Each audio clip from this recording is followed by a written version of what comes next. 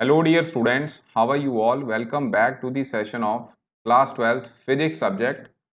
Previous video में बच्चों हमने Coulomb's law in vector form ये आर्टिकल डिराइव किया था। उसके बाद हमने Coulomb's law in terms of position vector इसके बारे में जाना था। उसके बाद हमने सुपरपोजिशन प्रिंसिपल ये आर्टिकल किया था। ओके, तो आज का जो हमारा टॉपिक है वो है बच्चों कंटिन्यूअस डिस्ट्रीब्यूशन ऑफ चार्जेस। ठीक है, एग्जामिनेशन पॉइंट ऑफ व्यू से ये ज़्यादा इंपॉर्टेंट नहीं है, लेकिन बच्चों इसका जो यूज़ है इस टॉपिक का वो हम आने वाले नेक्स्ट जो वीडियो लेक्चर्स होंगे, जो चैप्टर्स पढ़ेंगे हम, उनमें बच्चों इसका यूज़ करना है। ठीक है, तो आइए ये टॉपिक बच्चों इसके बारे में हम जानते हैं ये एक्चुअल में है क्या।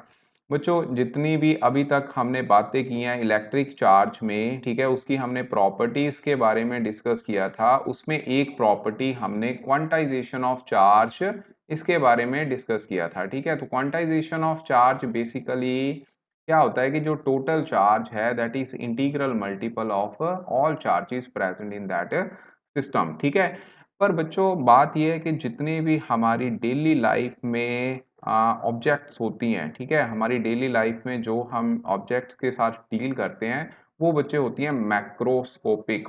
ठीक है, मैक्रोस्कोपिक ऑब्जेक्ट्स।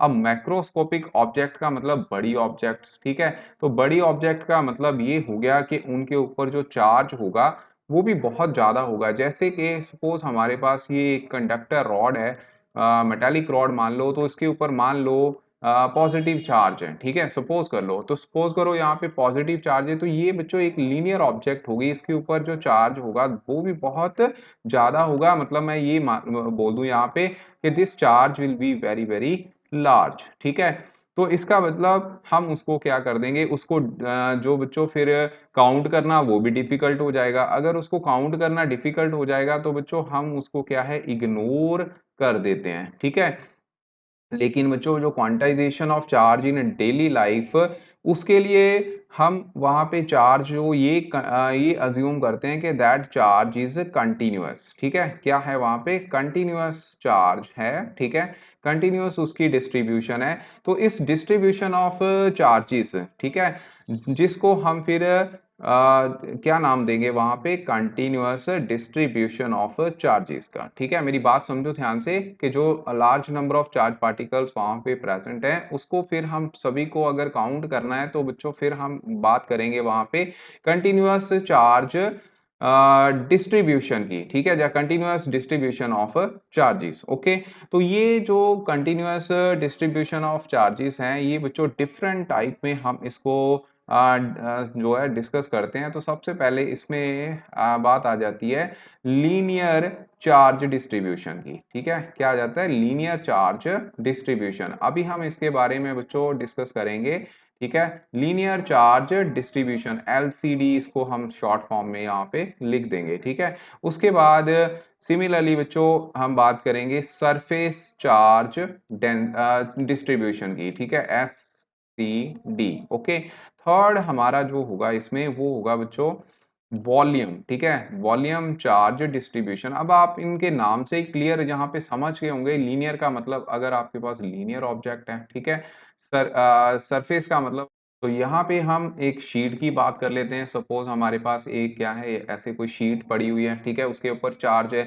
और वॉल्यूमेट्री में क्या हो जाएगा कि मान लीजिए आपके पास थ्री डायमेंशनल कोई ऑब्जेक्ट है जैसे कि सफेयर हो गया। ओके, तो आइए इनके वन बाय वन इनके बारे में पढ़ते हैं और उसके बाद हम यहाँ पे कूलम्स लॉ भी इनके लिए ड्राइव करेंगे। ओके, तो सबसे पहले हम बात करेंगे लीनियर चार्ज डिस्ट्रीब्यूशन के बारे में। ठीक है, linear charge distribution LCD। Okay, तो इसके लिए बच्चों हम मान लेते हैं कि आपके पास कोई एक थिन कंडक्टर है यहाँ पे। ठीक है, लाइक दिस। ठीक है जी, तो थिन स्ट्रेट रॉड रॉड मान लेते हैं और इसके ऊपर क्या है यूनिफॉर्मली चार्ज जो है वो डिस्ट्रीब्यूटेड है। ठीक है, क्या है यूनिफॉर्मली चार्ज जो है डिस्ट्रीब्यूटेड है। ऐसे मान लो पॉजिटिव चार्ज ही है। ओके, तो ऐसे हम इसको चार्ज मान लेंगे। ये बच्चों कोई रॉड भी हो सकती है, ठीक है? ये कोई वायर भी हो सकती है और जो कोई रिंग भी हो सकती है, ओके? तो ये मतलब एग्ज़ाम्पल्स हैं लीनियर चार्ज डेंसिटी में हम किन-किन के ऑब्जेक्ट के ऊपर ये मतलब टर्म जो है कंसिडर करते हैं, ठीक है? तो इनके ऊपर जो ये पॉजिटिव चार्ज है मान लो इस रॉड के ऊपर तो इसको हम बोलेंगे लीनियर चार्ज डेंसिटी, ठीक है? Sorry linear charge distribution, okay? तो लीनियर चार्ज डिस्ट्रीब्यूशन को अब हम एक्सप्रेस किस में करते हैं इन terms of linear charge density, ठीक है? मैंने अभी थोड़ी देर पहले ही नाम बोला था तो मेरे पहले मतलब मेरे दिमाग में था तो मैंने बोल दिया, लेकिन उसको अब हम यहाँ पे जो लीनियर चार्ज डिस्ट्रीब्यूशन है उसको एक्सप्रेस करेंगे इन terms of linear charge density, ठीक है? और लीनियर चार्ज डेंसिटी को बच्चों हम लैम्डा के साथ रिप्रेजेंट करते हैं। अब ये लीनियर चार्ज डेंसिटी होती क्या है? It is equal to the charge distributed per unit length, ठीक है? Charge distributed per unit length, ठीक है? अब यहाँ से हम इसके यूनिट भी ड्राइव कर लेते हैं, साथ साथ ही बच्चों करते जाना है। तो ये आ जाएंगे कूलम पर मीटर, ठीक है? क्या आ जाएंगे? कूलम पर मीटर या फिर कूलम पर सेंटीमीटर, ठीक है? तो अगर आपने स्मॉल एरिया लेना है, small charge per unit small length, तो उसको फिर हम ऐसे dl अपॉन dq जो है यहाँ पे लिख देंगे, ठीक है? डायमेंशनल फार्मूला आप यहाँ से डराइव कर सकते हो, ठीक है? तो अब हमारे पास बारी आती है कि ये अगर आपके पास सपोज यहाँ पे एक लीनियर रॉड ही है, ठीक है? उसके ऊपर पॉजिटिव चार्ज है, ठीक है? जिसकी लेंथ कितनी है? Suppose the length of this rod is L, ठीक है? लीनियर चार्ज डेंसिटी इसको हम लैम्डा के साथ यहाँ पे रिप्रेजेंट कर रहे हैं और मान लीजिए इसमें जो चार्ज है, ठीक है, वो डी के हुआ है, ठीक है? तो डीएल लेंथ या फिर यहाँ पे हम कंसीडर कर लेते हैं, ओके? तो मान लीजिए इसके सराउंडेड एक टेस्ट चार्ज है यहाँ पे क्यू नॉट, ठीक है? अब क्यू नॉट के ऊपर जो कि आर डिस्टेंस पे पड़ा हुआ है, ठीक है जी? तो अकॉर्डिंगली बच्चों अब आप यहाँ पे फार्मूला जो लगाओगे कूलम्स फार्मूला, वो कैसे होगा? सबसे पहले तो लीनियर चार्ज डेंसिटी किसके इक्वल आएगी? D q by d l, ठीक है? ये आपका टॉपिक क्या रहेगा? Force on charge, force on charge due to due to linear charge distribution, ठीक है? Linear charge distribution, this is the topic और इसमें हमने एक लीनियर कंडक्टर यहाँ पे कंसीडर कर लिया है, ठीक है? जो कि और इसके सराउंडिंग एक टेस्ट चार्ज यहाँ पे मान लीजिए ये है और इसके ऊपर जो है इस लीनियर चार्ज डिस्ट्रीब्यूशन की वजह से कितनी फोर्स लग रही है, कूलम फोर्स, उसका एक्सप्रेशन हम फाइंड आउट करेंगे। तो यहाँ पे बच्चों डी क्यू की वैल्यू कितनी आ जाएगी? लैम्डा इंटू डी एल, ठीक है? लैम्डा इंटू डी एल ये वैल्यू आ गई, ओके? अब इसको हम इक्वेशन नंबर 1 दे देते हैं। अब आपको पता है जो फोर्स है उसका फार्मूला क्या रहता है? Force is equal to 1 by 4 pi epsilon naught, okay? तो q naught test charge into into क्या आएगा? डी क्यू चार्ज, ठीक है? क्या आएगा? D q charge. वो डी क्यू चार्ज आप किसी स्मॉल रीजन में भी कंसीडर कर सकते हो या फिर पूरी लेंथ के ऊपर, इतना मतलब यूनिट में हम कंसीडर कर सकते हैं, ओके?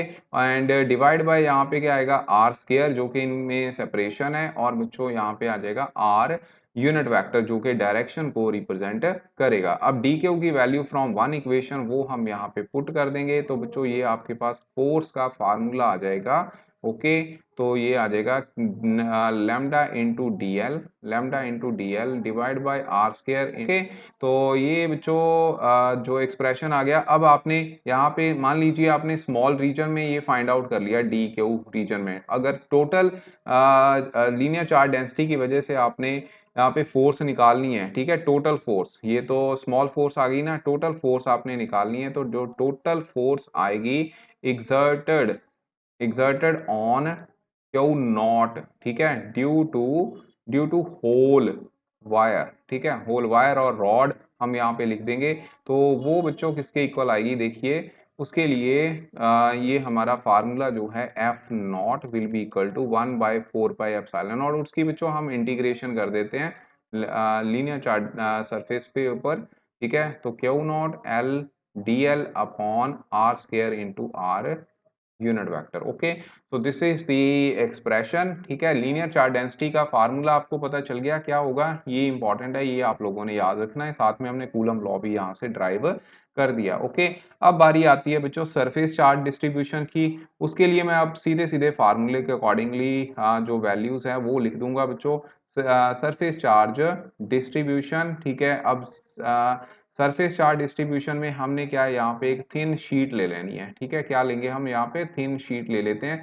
सपोज इसके ऊपर क्या है, पॉजिटिव चार्ज ऐसे यूनिफॉर्मली डिस्ट्रीब्यूटेड है, ठीक है। इसमें हम थोड़ा सा एक स्मॉल रीजन ले लेंगे, मान लीजिए ये रीजन है, तो इसमें डी क्यू चार्ज है यहाँ पे, ठीक है। और ये बच्चों मान लीजिए आर डिस्टेंस पे पड़ा हुआ है टेस्ट चार्ज यहाँ पे, ठीक है। आर डिस्टेंस पे क्या पड़ा हुआ है, test charge. Again they will interact, this region of charge will interact with this charge. और अब आपने जो इसकी जो टोटल चार्ज है उसको आप कैसे डिफाइन करोगे, in terms of surface charge density, ठीक है। Surface charge density, surface charge density को हम सिग्मा के साथ रिप्रेजेंट करते हैं, that is equal to total charge distributed per unit surface area, ठीक है। तो इसका मतलब यहाँ से चार्ज कितना आ गया, सिग्मा इंटू एस। अगर आपने स्मॉल रीजन में निकालना है तो वो आ जाएगा d q is equal to sigma into d s. ये आप डी एस स्मॉल रीजन यहाँ पे ले लोगे, ठीक है। तो अब फोर्स है, अगेन पहले आप इसके यूनिट निकाल लो। Unit density, surface charge density के यूनिट बच्चों क्या आएंगे, वो आएंगे कूलम पर मीटर स्क्वायर, ठीक है। इसमें कोई दिक्कत आपको मुझे लगता है नहीं होगी। डायमेंशनल फार्मूला भी आप यहाँ से डराइव कर सकते हो, ठीक है। तो force on the d q charge, similar way से आपने फोर्स निकालनी है जो अभी आपने पहले प्रीवियस लीनियर चार्ज डेंसिटी के केस में निकाली थी। वो किसके इक्वल आएगी, q not into d q divide by r square into unit vector, ठीक है। अब आपने यहाँ पे जो डी क्यू है उसकी वैल्यू पुट कर देनी है, sigma into d s divide by r square into r unit vector, okay. और टोटल फोर्स अगर आपने निकालनी है बच्चों तो उसके लिए आप क्या कर दोगे, इसकी इंटीग्रेशन कर दोगे, ठीक है। तो ऐसे हम बच्चों एक लीनियर चार्ज या सरफेस चार्ज डिस्ट्रीब्यूशन के लिए कूलम्स लॉ जो है वो अप्लाई कर सकते हैं, okay.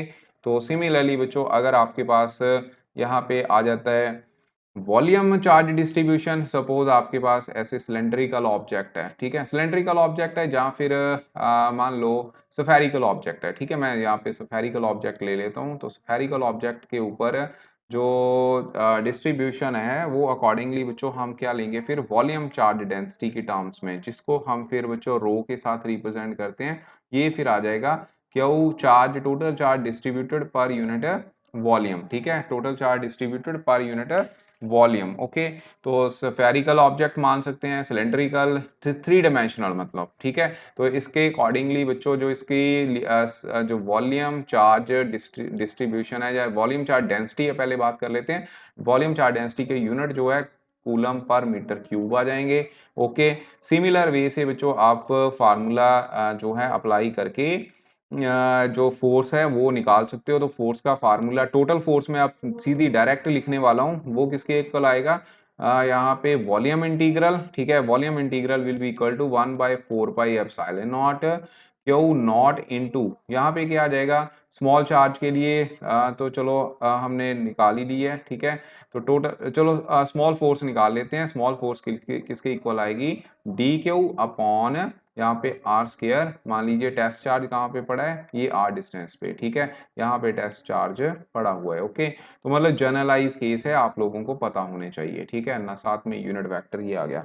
So this is all about बच्चों फर्स्ट यूनिट। आपका जो थ्योरेटिकल पोर्शन है वो ओवर हो गया है। उसके बाद अब हम इसका न्यूमेरिकल पोर्शन करेंगे, ठीक है। जो जो इंपॉर्टेंट न्यूमेरिकल्स होंगे वो करने के बाद हम फिर चैप्टर नंबर 2 की तरफ मूव कर जाएंगे, ओके, जो कि हमारा इलेक्ट्रिक फील्ड का यूनिट होगा, ठीक है।